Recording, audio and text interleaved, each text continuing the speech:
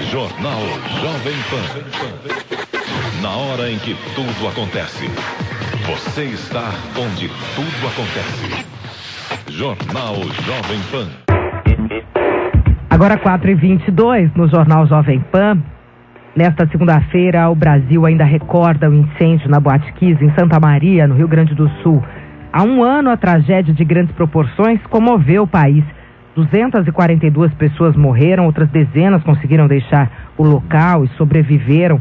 As autoridades ainda investigam as causas e os responsáveis pelo tumulto. Muito se falou na época sobre o aumento das fiscalizações, a respeito da universalização das medidas para emitir alvarás e garantir aí o funcionamento das casas noturnas, mas até agora o projeto continua em tramitação no Congresso Nacional e existe o risco do assunto se tornar mais um esquecido em meio à memória do brasileiro, ou à falta de memória do brasileiro.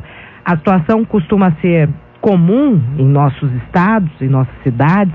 Os problemas são esquecidos, deixados de lado. A reclamação é uma tônica, mas não para por aí. A reivindicação e a luta pelos direitos de maneira coordenada e eficiente é pouco comum, uma cena bastante pontual. Mas será essa mesma característica do brasileiro? Por que isso acontece? A gente vai conversar agora com o psicólogo e coordenador do programa de estresse da Beneficência Portuguesa de São Paulo, doutor Armando Ribeiro das Neves Neto. Tudo bem, doutor Armando? Boa tarde. Olá, boa tarde, Patrícia. Boa tarde a todos. Por que o brasileiro, por que nós costumamos ser tão esquecidos, principalmente quando se trata de problemas que se repetem, males que nos assolam, que são frequentes no nosso dia a dia, a gente acaba esquecendo, deixando um pouquinho de lado. Qual é a explicação? Pois bem, a explicação, mais uma vez, não é simples, porque, na verdade, a gente está tratando, como bem lembrado, o caso da Boate Kiss, de problema que envolve emoções extremamente desagradáveis e perturbadoras, que num primeiro momento levam as pessoas a buscarem ação, responsabilização, mudança, mas que a médio e longo prazo, o que a gente vai percebendo, e são histórias que se repetem em nosso país, de uma esquiva experiencial.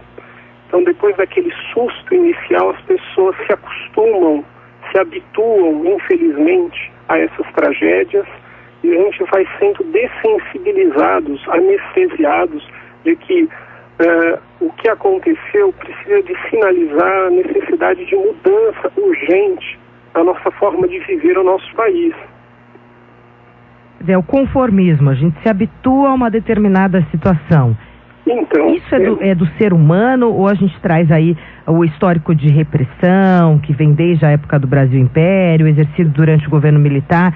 Isso acaba refletindo no comportamento comedido do brasileiro, ou é uma questão humana? Então, eu acho que passam por essas duas e outras questões. Uma, que nós recebemos uma avalanche de informações, mas ainda falta muito debate. Então, quando a gente trata a informação só como dado, você não ensina as pessoas a tomarem uma postura mais reflexiva e terem uma atitude, uma atitude mais de cobrança e de mudança de postura. Mas também, pensando no estado emocional, grandes tragédias, elas mobilizam inicialmente a nossa atenção, mas num segundo momento, gera-se uma habituação, quase que assim, infelizmente não pode se fazer nada. Infelizmente, essa postura do brasileiro é uma postura que também, eu acredito, ela é responsável por algumas dificuldades de mudança na nossa forma de gerir o país. Entendi. A gente corre mais atrás de apagar incêndios do que, na verdade, de pensar de forma estratégica para um futuro de médio e longo prazo no país que nós desejamos.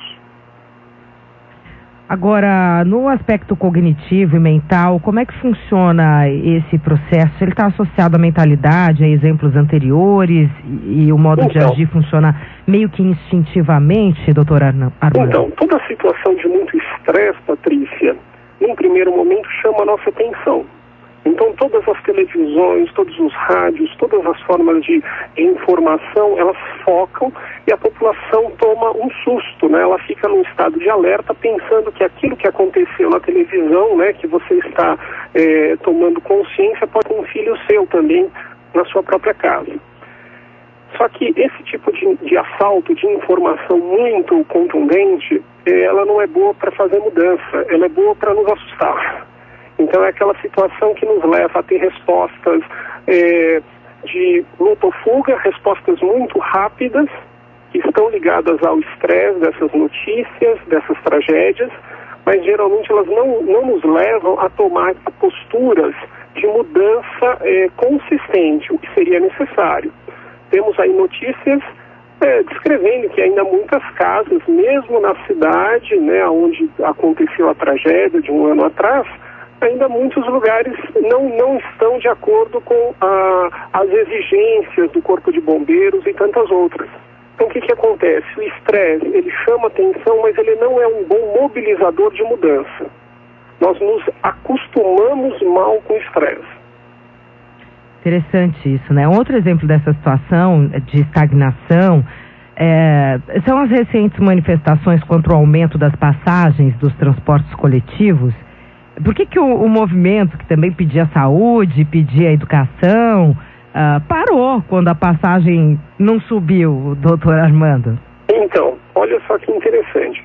Nós nos mobilizamos por emoção. Então são movimentos que, uma vez que crescem, ganham, né, as mídias em geral, chamam a nossa atenção. Mas se não houver uma estratégia, um planejamento, né, uma racionalidade de fundo, ficam só emoções vazias. E essas emoções vazias, Patrícia, são perturbadoras porque levam a essas situações que nós acompanhamos, né, de depredação, de vandalismo, porque não há uma estratégia por trás. Então, isso coloca em risco a própria ideia do movimento, quanto também põe em risco os cidadãos que querem um país melhor, querem mudanças políticas, sociais concretas, mas que se sentem cada vez mais violentados pela restrição dos espaços públicos, pela restrição, né, da segurança nas ruas e até nos shopping centers. E falando dos bem-intencionados, a repressão da polícia, também a infiltração desses desordeiros, acaba desestimulando uma ação mais efetiva do brasileiro. Onde é que entra o medo nessa história? Pois é, o medo, ele é uma emoção extremamente forte, ele nos coloca em defensiva, né? E ao invés de você ganhar volume e ganhar coerência em qualquer movimento social, quando a gente tem o medo ativado, nós vamos trabalhar dentro de uma emoção instintiva de defesa. O que acontece? Você vai começar a gerar mais violência, os movimentos eles ficam assim caóticos, desorganizados, sem uma cabeça ou uma racionalidade que nos leve a imaginar que vamos alcançar sim mudanças concretas, mudanças conceituais do país que nós desejamos. Então, assim, toda vez que nós vivenciamos esse medo que está ligado ao estresse, que infelizmente o brasileiro, o paulistano, né, nós temos cada vez mais indicadores de estresse elevados, muito maiores do que em outros países e cidades do mesmo porte.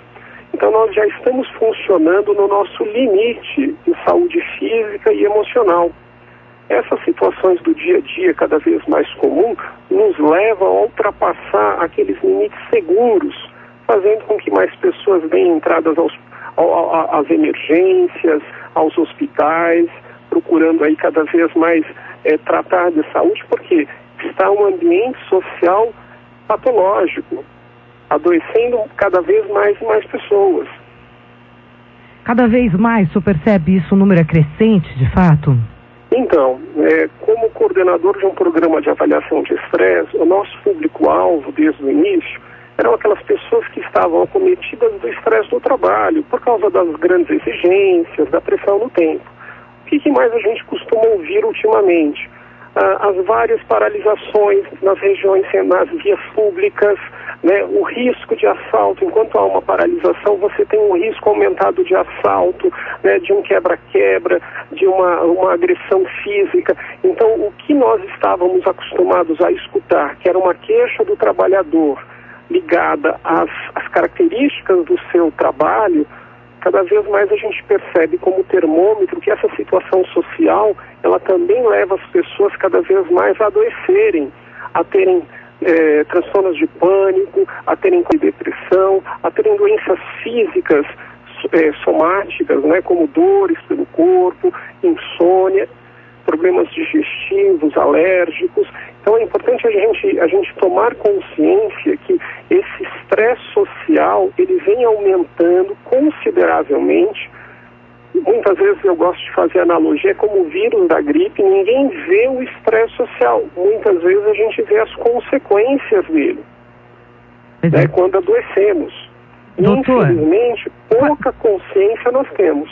Qual seria o primeiro passo para a gente sair desse estado de estresse, de estagnação? Ou seja, o que o indivíduo pode fazer para trabalhar adequadamente esse estresse, essa condição? Então, como psicólogo, eu tenho um viés, Patrícia, de que toda mudança verdadeira, ela começa dentro de cada um. E é isso que nós trabalhamos com os nossos pacientes e com os nossos alunos. Você quer ver uma grande mudança no mundo? Comece mudando a si mesmo. Como isso afeta? Por exemplo, tem tanto jovem, né, que tem aquele sonho, aquela idealização de mudar o mundo, e a gente fala assim, por que você não começa a mudar a sua casa, então? Né? Sendo mais amoroso, mais prestativo, respeitando as leis, respeitando pai e mãe, né? Então, muitas vezes a gente idealiza grandes revoluções, mas não consegue fazer o arroz com feijão. Então, para a gente se proteger desse estresse social intenso, uma das recomendações é busque cultivar uma bolha de paz e de amorosidade nas suas relações primárias. Dentro das casas, hoje a gente tem indicadores mostrando que o fator de felicidade mais importante na cidade é a relação com os familiares. Então, precisamos de protestar, precisamos de brigar por melhores condições para todos, mas precisamos também de cultivar uma vida pessoal com mais harmonia e felicidade. E isso começa com as relações interpessoais, então tratando melhor pai e mãe, tratando melhor irmão, amigo, tratando melhor professor, né? Começando a tratar melhor as pessoas que estão mais próximas de nós, antes de chegar em Brasília. Tá certo, doutor Armando Ribeiro das Neves Neto, psicólogo da Beneficência Portuguesa aqui em São Paulo, coordenador do programa de estresse da Beneficência Portuguesa. Muito obrigada pela atenção do senhor com a Jovem Pan. Uma ótima tarde, boa semana. Obrigado, uma boa tarde a todos e cuide-se. Mais importante, começa com vocês. Um abraço.